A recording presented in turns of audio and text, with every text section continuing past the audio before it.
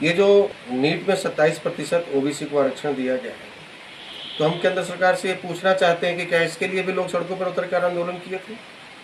SC/ST act के पक्ष में जो आपने अध्यादेश लाया, तो आपका ये तर्क था कि लोग सड़कों पर आंदोलन कर रहे थे, तोड़फोड़ कर रहे थे। केंद्र में रामविलास पासवान जी और उनके बेटे या अन्य दलित सांसदों की तरफ से दबाव बनाया जा रहा था। तो इसके लिए कौन सा आपको दबाव बनाया गया? कौन से लोग सड़क पर उतरे?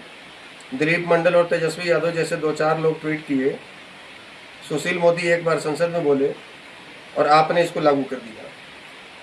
आप यूपी चुनाव की तैयारी कर रहे हैं, इसलिए आप ओबीसी को रिझाने के लिए ये सब कर रहे हैं।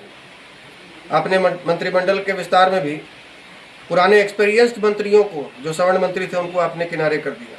रमेश पोखरियाल जी को, रविशंकर प्रसाद जी को, हर्षवर्धन जी को, प्रकाश जावड़ेकर जी को आपने साइड कर दिया। और बिल्कुल जिसे मतलब कह सकते हैं कि शून्य के बराबर जानकारी है, शून्य के बराबर एक्सपीरियंस है, आपने उसको बड़े बड़े मंत्रालय दिए ओबीसी वर्ग वालों को। तो क्या मोदी जी ये मान लिया जाए, केंद्र सरकार क्या ये मान लिया जाए कि यदि आपको सवर्ण वोट न भी देंगे तब भी कोई फर्क नहीं पड़ेगा?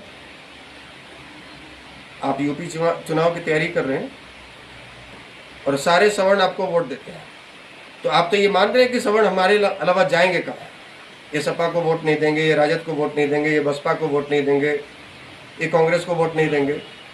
और शायद यही वजह है कि आप इनके साथ दिन प्रतिदिन। और हम अपने सवर्ण समाज के लोगों से भी कहना चाहेंगे कि आप किस सांसदों के भरोसे बैठे हुए हैं घर में, और किस सांसदों के भरोसे आप घर में बैठकर टीवी ऑन कर मोबाइल पर तमाशा देख रहे हैं और किसका इंतजार कर रहे हैं? वो सांसद नहीं बोलेंगे उनके बेटों को डॉक्टर नहीं बनना है नीट कंप्लीट करके, उनके बेटों को नेता बनना है, डॉक्टर आपके बेटों को बनना है, तो आपको ही इसके लिए आवाज उठानी पड़ेगी। इन्हें तो शर्म है नहीं।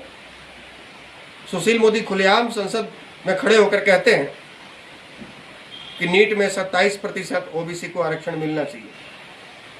तो भाई आप विरोध नहीं कीजिए, आप कम से कम ये तो कह सकते हैं कि ईडब्ल्यूएस में जो 10% आरक्षण मिला है कोटे में, उसमें उम्र सीमा में छूट दी जानी चाहिए।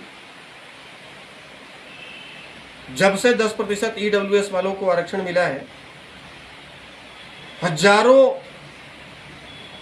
छात्र, युवा, सवर्ण के लोग सड़कों पर उतरकर आंदोलन कर रहे हैं।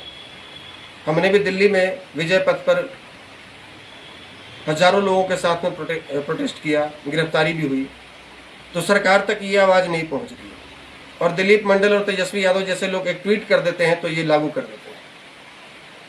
तो महज वोट बैंक के लिए तो हम सवर्ण समाज के लोगों से अपील करना चाहेंगे, इनसे गुजारिश करना चाहेंगे हाथ जोड़ के कि आप अपने आने वाले बच्चों का भविष्य का गला मत घोटिए किसी पार्टी की गुलामी करके। आप किसी पार्टी का बंधुआ मजदूर बनकर मत रहिए, वरना ऐसे ही आपके साथ में, ऐसे ही आपका दोहन किया जाएगा, ऐसे ही आपके अधिकारों का हनन किया जाएगा।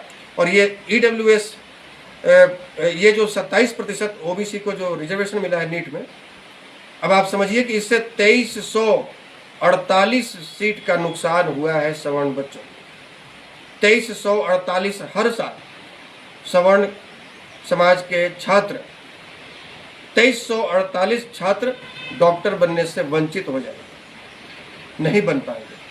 तो ये तय आपको करना है कि आप किसी पार्टी की बंधुआ मजदूरी करके अपने बच्चों का गला अपने ही हाथों घोटेंगे, या अपने अधिकार के लिए अपनी आवाज बुलंद करेंगे और इस उद्देश्य के साथ काम करेंगे, इस उद्देश्य पर चलेंगे कि जो हमारी बात करेगा वही हमारे वोट पर राज करेगा।